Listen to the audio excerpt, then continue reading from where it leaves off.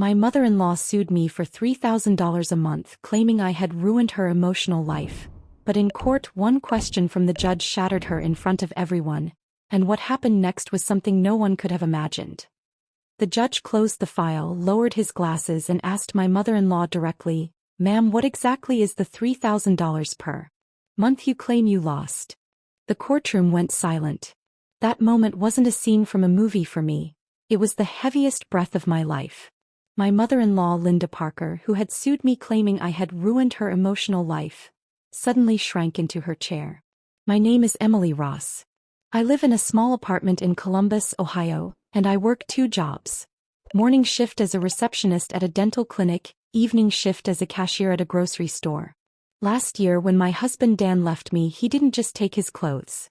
He left behind debt, credit card bills, medical bills we had paid for his mother, and a car loan that still wasn't finished. I had thought I would find peace after the divorce. But the real battle began when Linda dragged me into court. She claimed that I had pulled her son away from her, destroyed her emotional support system, and caused her depression. She wanted $3,000 every month, supposedly for therapy sessions, medications, and her quality of life. My lawyer, an overworked public defender drowning in cases, had told me on day one, "Emily, this is bizarre, but we'll fight." I had first met Linda the year Dan took me to Thanksgiving dinner at her house. She smiled, but there was a cold, measuring look behind her eyes. After we got married, she started showing up at our home every week. She would open the fridge, shake her head, and say, "You two don't know how to eat right." Then she would pull Dan aside to whisper in his ear. Back then, I didn't realize she wasn't just a mother, she was a controller. After the divorce, Dan moved to Florida with a new girlfriend. I stopped answering Linda's calls. I was exhausted. One night she left a voicemail for me. "You stole my son from me. You are the biggest mistake of his life." I deleted it. 2 weeks later, a summons arrived. The first day in court felt unreal. Linda wore an expensive suit, and her attorney delivered a long speech about how I had torn the family apart, how Dan refused to speak to her now, and how she had been emotionally devastated. I sat in the back listening, my hands damp with sweat. It wasn't anger I felt, it was shock that someone could lie so boldly. When it was my turn, I simply said, "Dan is an adult. He left because he wanted to. I didn't stop anyone." The judge nodded. The case was postponed for a month. During that month, I did something I had been afraid to do for years. I dug through old emails and bank statements.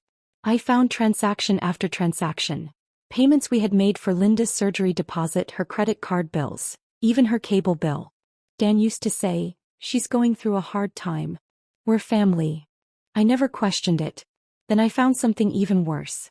In Dan's old tax documents, there was a note showing that Linda had taken out a loan under his name, without telling me. A loan that was later paid off from our joint account. When I called my lawyer, he went silent for a moment and then said, "This is significant." By the final hearing, the courtroom was full. Linda looked confident again. Her attorney argued, "My client suffers from loneliness and emotional distress caused by the defendant." Then it was my turn. I stood up. My voice shook slightly, but it did not break. "Your Honor, I cannot control anyone's emotional life.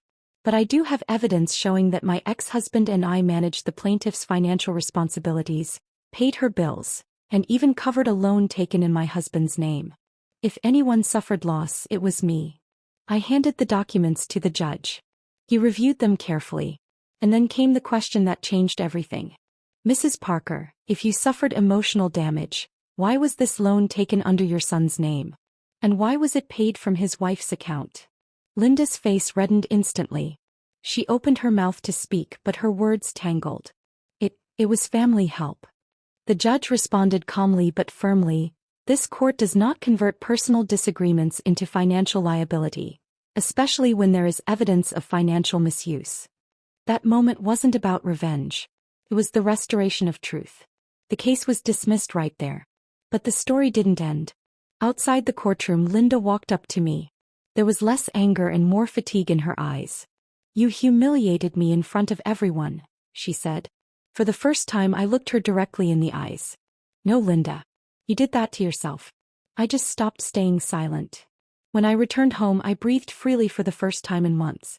I opened my apartment window and outside kids were riding their bikes along the street. My life wasn't perfect. The bills were still there. I still worked 2 jobs. But one heavy weight had finally lifted. A few weeks later, I was offered a full-time position at the clinic. My boss said, "You kept showing up even through chaos. We don't want to lose you." It wasn't a lottery win, but it was the reward of staying steady through a storm. I opened my first savings account. I never called Dan. He sent one message, "Mom isn't doing well." I didn't respond. I wasn't anyone's savior. I was simply choosing to save myself. Through all of this, I learned something important. Silence can bring peace, but too much silence makes you disappear. I found my voice again. For me, revenge wasn't loud. It wasn't dramatic. It was the simple act of revealing the truth. And that truth was strong enough to break years of control with just one question in a courtroom. Now, when I fall into bed at night after a long day, I sometimes remember that courtroom. That moment when the judge lowered his glasses and asked his question. And I smile, because on that day I didn't destroy anyone. I rebuilt myself. If this story moved you, please take a moment to like the video and subscribe to the channel. Your support helps these real-life stories reach more people who need to hear them. Thank you for watching, thank you for being here, and I hope to see you in the next one.